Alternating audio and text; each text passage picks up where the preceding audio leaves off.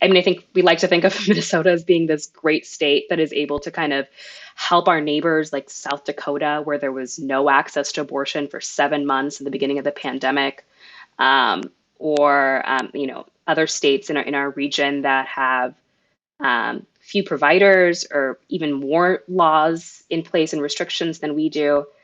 But for the most part, we've been susceptible to a lot of those trap laws and restrictions that are harmful to patients.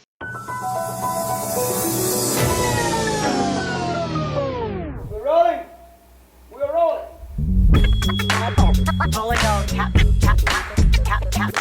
This is a real thing. Real thing. None of you have the balls to stop this. Stop this. I've got plenty of time. I have nothing else going on today. We're in the Wedge neighborhood right now.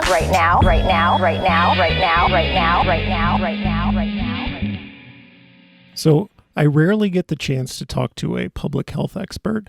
Do you find yourself having to be like a lawyer / political scientist / reproductive health scholar? Like a lot of times public health is apolitical, not so much recently, but on this, you kind of have to be a bunch of different things all at once, right? It's interesting because at the end of the day, I don't have a law degree. I only know about like the legal politics about things like reproductive health and structural racism, which is another one of the things that I study through what I read. But what I can really emphasize when I'm talking to people, when people ask me these public health questions, is really like what the health data tells us about how these things are connected, and how there's health ramifications for all of the legal decisions we make when we choose to have things like restrictions. That of course has an effect on people's lives. So that's kind of usually what I try and focus on and remind people that I'm not a legal scholar. But one of the things that has really happened post pandemic is, of course, this is a field that is increasingly, just regardless of what people's specific topics of interest are or what they specifically study, has become way more politicized. So you're absolutely right with that. I'm going to introduce the show officially. This is the Wedge Live podcast. I'm your host, John Edwards. And so last week, a draft opinion was leaked signaling the U.S. Supreme Court's intention to overturn 50 years of precedent and demolish the idea of a constitutionally protected right to an abortion. So I reached out to Asha Hassan, a reproductive health scholar and researcher pursuing a PhD at the University of Minnesota. Do I have all of that correct? That is correct. I am going into my third year of my PhD, and I study reproductive health generally. I'm really interested in family planning, abortion care, but especially how it relates to health inequities and larger structural issues like structural racism. And I do a lot of that work at the Center for Anti-Racism Research for Health Equity at the University of Minnesota. Can you talk about your initial reaction when you heard the news, and maybe like we're about a week later, are we getting anything wrong? Are we missing anything in the initial reactions to it? Or is it just a big, obvious problem and we know what the impacts will be? We definitely don't know what all the impacts will be. And I think a lot of the things that we are talking about in this moment are expectations or projections. But I think the way this shakes out is really, I don't think we fully understand what is going to happen. When I first heard about the leak on Tuesday of last week, it was both shock and both shocked and unsurprised. I mean, we knew this was probably what the decision was going to be. In October when we were listening to, so the sort of questions that the judges were asking and, their perspectives. And it was very clear that it was not going to be a favorable ruling or a favorable decision. And there was really kind of two ways it could have gone. It could have just gone to, limiting and eroding Roe significantly, or completely overturning it. And even though I think we were definitely suspicious that it was going to be this overturning that we're seeing, at least in the leak, which of course is not confirmed, but it's not final. But that was probably the way things were going to go, and we were expecting to go.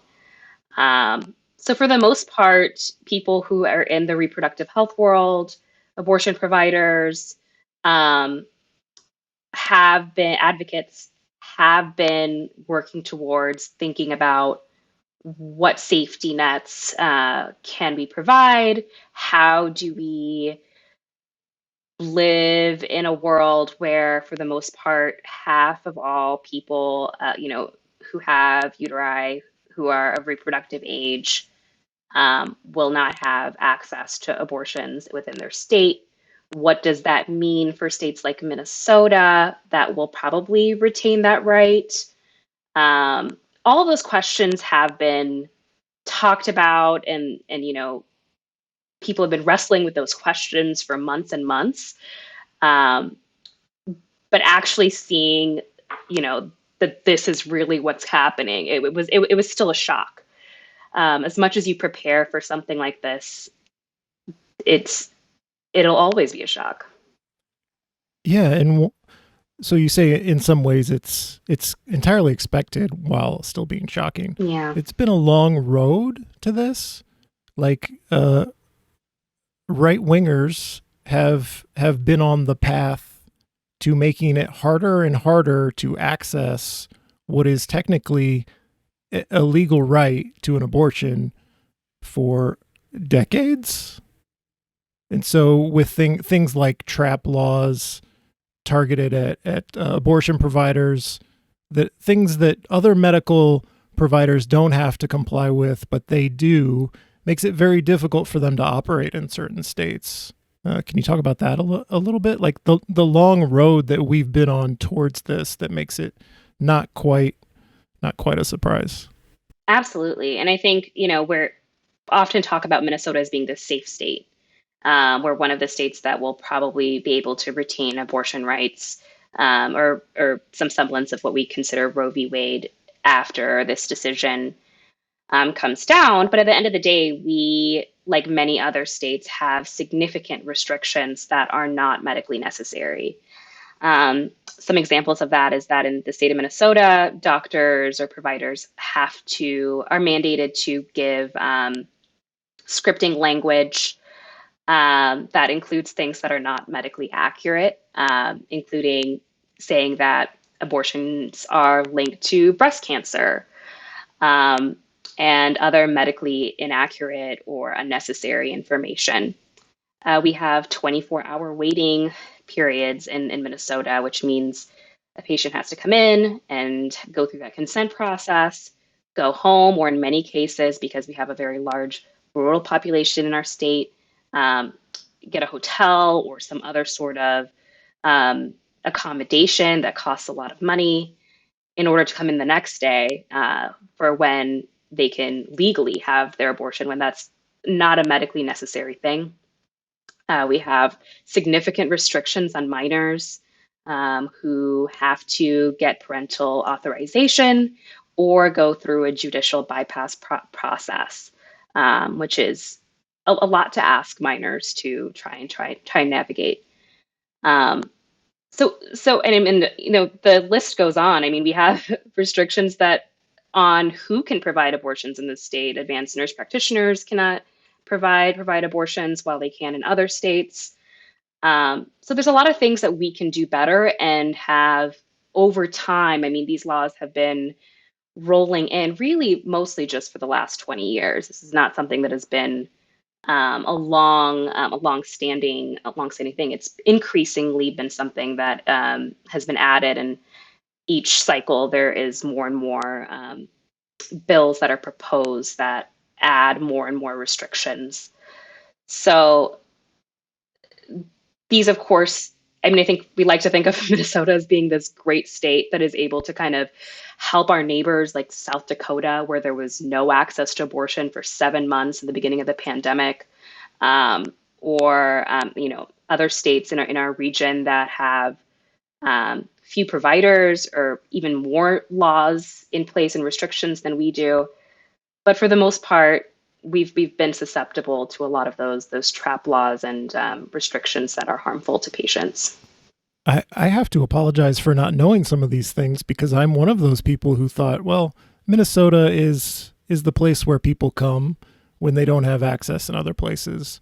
But asking someone to take 24 hours if they've traveled from far away from a place where they don't have access and they come to the Wedge neighborhood, for example, where we happen to have a clinic, they have to wait 24 hours, adding to the cost to access it.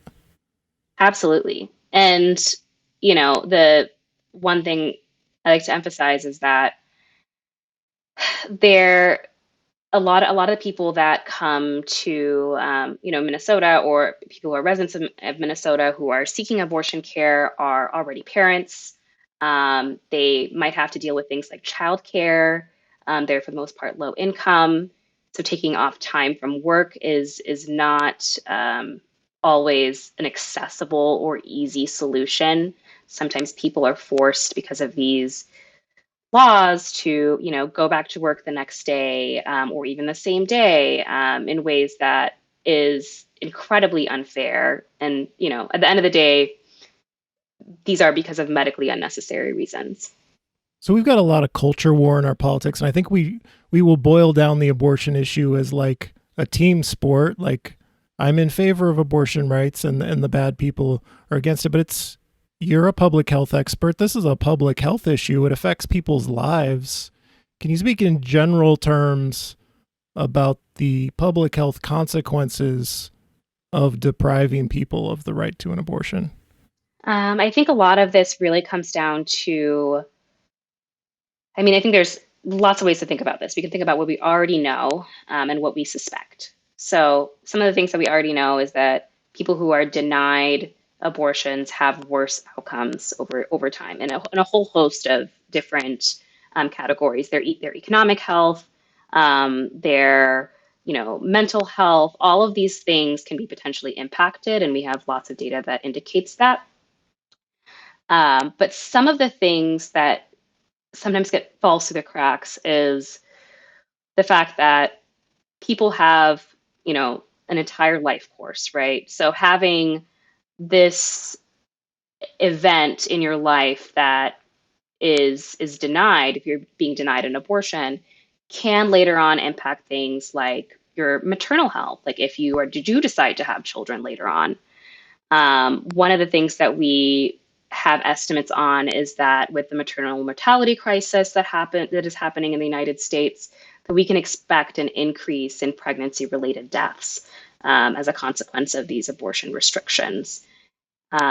Abortions are significantly safer than giving birth, and because of that gap that is potentially going to be increasing, we're going to probably have an increase in maternal mortality in this country, and morbidity, and that's probably going to be disproportionately harmful to communities of color, low income folks, younger folks, who are already struggling to get through these barriers that we've put in place.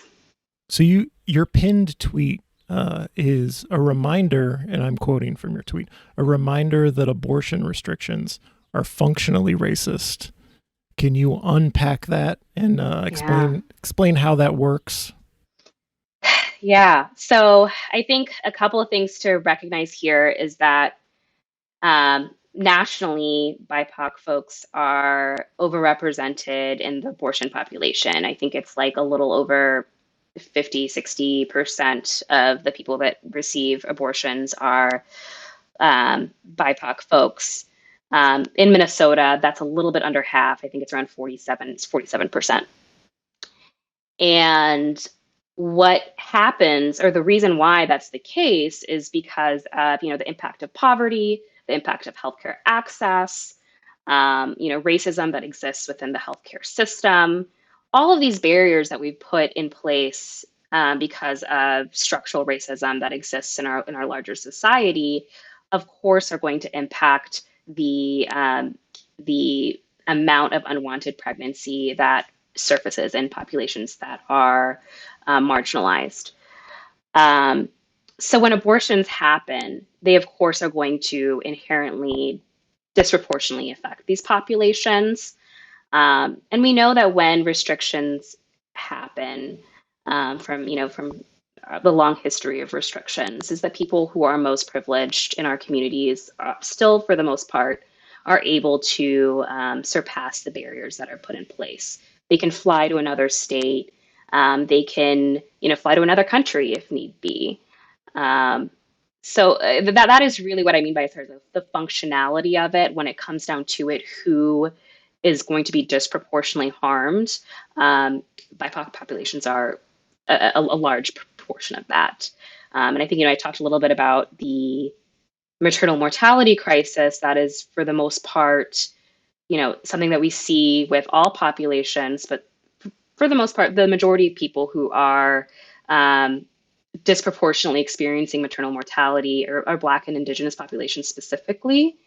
And some of those projections that talk about what we can potentially expect with the overturning of Roe v. Wade and an increase in pregnancy-related deaths, disproportionately is for Black and Indigenous populations. I think the overall increase for all populations is, I think, 21%, and then for Black patients, it would be 30-something%. So it's important to really center that when we're talking about this, because how we want to think about policy, how we want to think about interventions, how we want to think about support, really should be centering on the people that are going to be most impacted by some of these changes. And so we have a potential ban or depriving of this right to an abortion overlaid on top of a lot of existing inequities in the healthcare system, whether that's implicit bias from healthcare providers or simply like poverty and lack of access to the healthcare. Even if the healthcare system was colorblind, the society has the structural racism that deprives people of access. I don't know where I was going with that. No, that's a great reframe, and I think that's the goal of what I was trying to articulate. We'll be right back after these messages. So you will, if we can't get Taylor on the line, you will play the role of Debbie in sales and perhaps respond to my reading of the ad. That's all that will. Did you see Taylor's version of the ad recording? Yeah. Wedge Live is sponsored by Dispatch, sending you reports from the bustling Minneapolis and St. Paul arts and culture scene. For May, Dispatch welcomes us all back to Filmtown with a profile on the return of the MSP Film Society in their new home at St. Anthony, Maine. Plus, there's the return of the Red Eye Theater, comedian Maggie Ferris's new album, the Caterwaul Music Festival, and much more. Check it out at dispatchmsp.com. That's dispatchmsp.com. How'd that go? It was all right.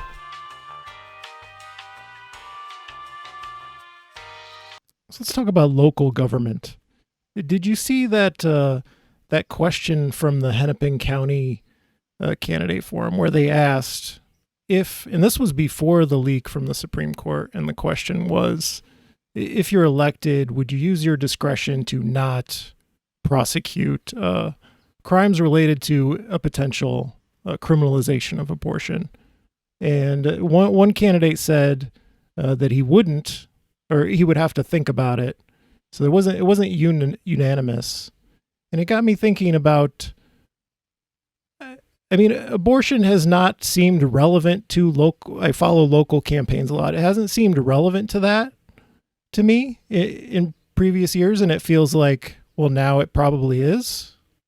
So what should we expect from local, whether it's city council or a county attorney or the county commission, what should we expect from local elected officials that they have not had to do previously? Yeah, I think that's a great question. I think a lot of times we think of um, the abortion fight really being at the federal level. We think about it potentially being at the state level, more so the state level now, I think, as this decision potentially comes down. But there's a lot that can be done at the local level. I think a lot of the times this is not a question that's given to city council members or mayors. They're not really pressed on this issue because we don't like to think of um, these abortion restrictions as really something that's in the hands of these politicians at this local level. But there's so much they can do. Some examples of that, I know, some cities, I believe Austin, New York, have allocated funds to establishing abortion funds within their city. The cities themselves have so much power within regulations around anti-choice protesters. So potentially establishing, barriers and barrier zones and that sort of thing around some of these clinics that are providing this care. I think these type of like policy decisions are only able to come about when there's consensus within city councils and there's the will to provide that sort of support from local government. Although I don't necessarily think that we're going to have to rely so much on these questions around what who is going to be prosecuted and who isn't going to be prosecuted in our state. I hope not. These are definitely questions that are going to have to be asked in other cities and municipalities to better understand where prosecutors stand when they're deciding how they're going to handle these cases. I mean, there's some examples in Texas recently of people being criminalized for seeking abortion care. We have to figure out ways to make sure that that's not something that's happening within our purview. So with the caveat that Asha is not a lawyer, what are you worried about the Supreme Court doing other things? Like, is there a way that this can be escalated in any way? Yeah, I do think about the issue of bodily autonomy generally. So the right for people to make decisions about their own bodies. There's a whole host of different things that we enjoy in our larger society that fit into that, including, having the right to, trans care, gender affirming care. Thinking about some of these questions that are surfacing around IVF and the right to marry. All of these things are about who has the power to determine what you can do with your body. That, to me, undermining Roe v. Wade is essentially potentially something that can be undermining to all of those other things that are really important to establishing that right to bodily autonomy. So I consider myself, somebody who follows a reproductive justice lens, which means my work really focuses on supporting people in having the right to get pregnant, the right to not be pregnant, bodily autonomy, the right to parent in safe neighborhoods and it's to parent their children in safe and sustainable environments. And all of those things really require having, this decision making power and the empowerment and autonomy to make these decisions about someone's own body. When you see headlines about contraception related to this, it starts to feel like, and right-wing politicians, elected officials trying wanting to go further and deny people contraception and things like that. It feels like it's a forced pregnancy agenda, really, to me sometimes. I don't want to unfairly characterize the pro-life position, but it feels like it goes to that length. There's like this perspective, I think, in the reproductive health world, that, if we just explain what the harm is, if we just focus in on, these issues like how abortion restrictions are impacting maternal mortality, or if we explain how, abortion patients end up having, or people who are denied abortions end up having worse economic outcomes. If we show the harm, then that will change people's minds. Um, and I don't know if I subscribe to that belief. Because I think, these are the sort of examples that you're pointing out, these issues with contraception care that are surfacing. And, ectopic pregnancies is another one where I think a lot of people just don't fully understand that there's no situation where an ectopic pregnancy will ever be viable, right? The treatment for that is essential to save someone's life. And I think there's like a position where people think that just goes over some of these folks' heads, and that's why they're fine with having legislation banning ectopic pregnancies, or banning ectopic pregnancy treatment. But I think you're right. I think there's an element to it where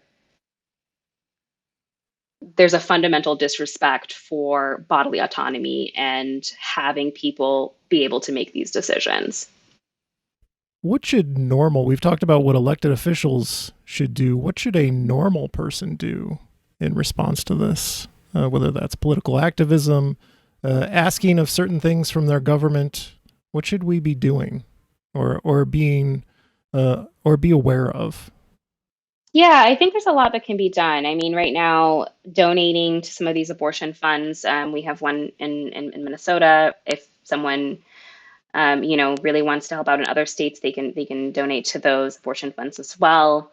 Abortion funds help people navigate barriers to abortion care, including the financial barriers, as well as some of these, support needs like childcare and transportation and that sort of thing.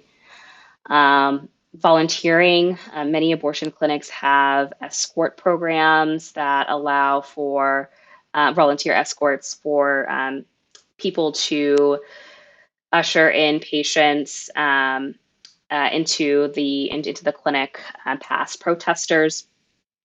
People can speak to the representatives. Again, this is a multi-level issue. I think there's things that we can do at the federal level, at the state level, and at the local level. We've talked a little bit about the local level, but there's legislation at the state level that can be passed to protect and codify our Supreme Court decision that supports abortion rights in Minnesota. We have a similar ruling in Minnesota within the Minnesota Supreme Court that protects abortion rights.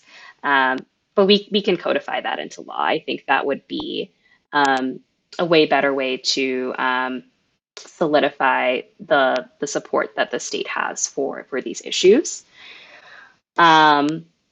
There's going to be, national protests. I think on May 14th, there's going to be a day of a rally to support abortion rights at the St. Paul Vandalia Clinic, Planned Parenthood Clinic.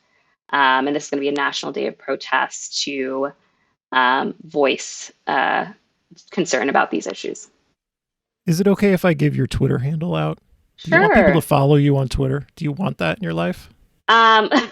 Want is an interesting word. I'll definitely be continuing to talk about some of these issues and giving examples as to how people can participate and be involved in some of these issues at a local level. So that will be what that space is for. Okay. You can find Asha at Repro Researcher. That's on Twitter. Thank you so much for having this conversation.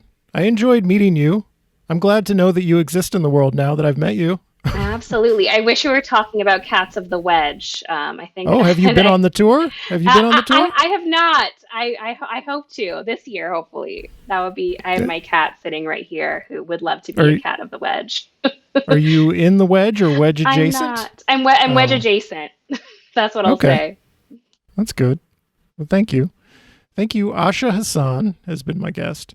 This has been the Wedge Live podcast. I'm your host, John Edwards. Thank you for listening.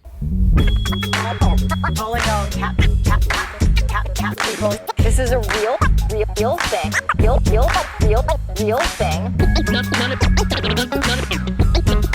None of you have the balls to stop this. Stop this.